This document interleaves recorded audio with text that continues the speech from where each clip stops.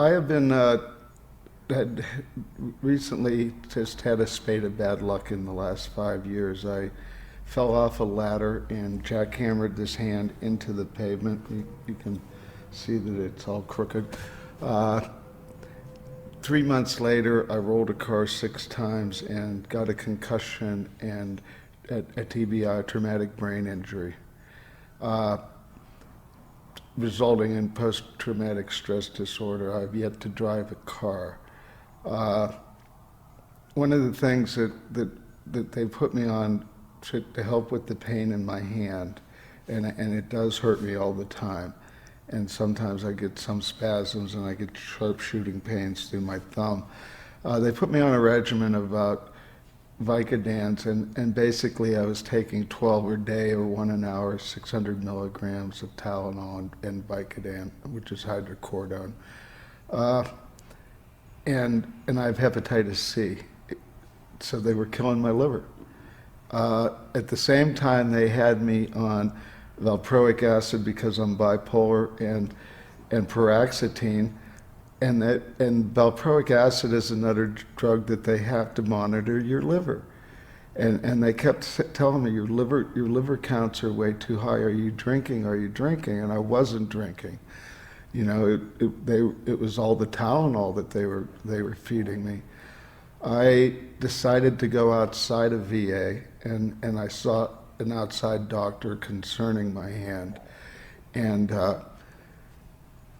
and got a recommendation for medical marijuana from him, and pain management to withdraw me from the Vicodin. I no longer take the Vicodin anymore. Basically, I medicate twice a day, basically vaporizing. When I took the Vicodins, I was a potato. You know, I couldn't do much. It messed with my appetite terribly. Sometimes I would throw up on them. I don't get nausea from medicating myself with marijuana. It is enough distraction that the pain, even though that it's sometimes still there, and sometimes I still get the shooting pain, but I'm not taking a narcotic anymore. And to me, that is more important. And I'm not poisoning myself with the paroxetine and the valproic acid like I used to. You know, I'm taking it for my PTSD and for my bipolar condition. When I talked to the doctor when I was getting my recommendation, he did take those two into account, even though they aren't listed on the registry. He wrote chronic pain, PTSD, and bipolar all in my recommendation. I think if the legislators are going to do some crafting of the law, they should take account that all these veterans coming back from Iraq and Afghanistan, they could use medical marijuana for their chronic pain. They could probably use it for their PTSD. There's not enough studies out there at the moment, but I'm telling you, it does work. You know, I've yet to get behind that wheel of the car, but that's my choice. You know, I have yet to drive to this day since flipping that car 6 times. I deal with it. I do to go through some therapy at VA for my PTSD. But I think that, you know, the legislators should craft the law to include PTSD, bipolar, anxiety, and other mental health conditions.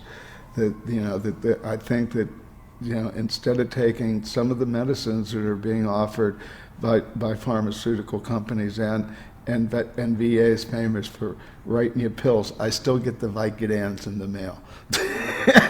They haven't cut it off, but nobody at VA will recommend medical marijuana, because if they say the words medical marijuana, they don't have a job.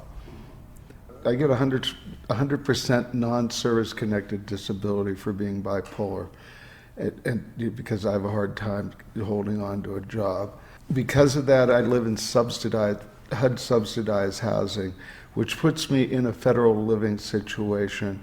The state medical marijuana registry only covers in the state.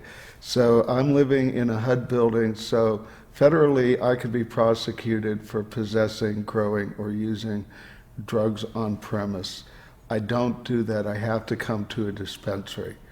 You know, it's either that or do it on the street or go to a friend's house and put, you know, them at risk, myself at risk. And even if I do it on the street, I'm doing it wrong because I'm not doing it to the guidelines of in a private place. The dispensary offers me a private place to do that. You know, I can come, basically spend 5 minutes of my time vaporizing and go on and with my day. And that, to me, that, you know, the dispensary is necessary. I think the dispensaries can also help in educating the public about medical marijuana and that it is medicine. It isn't, hey, let's all sit around in the big hippie circle and get high. You know, it still goes on, and you know, but there are people using this as medicine, and I want to stress that it's medicine. And you know, the patients have a right to access to their medicine, and they, under HIPAA, you know, the Health Insurance Act and the different things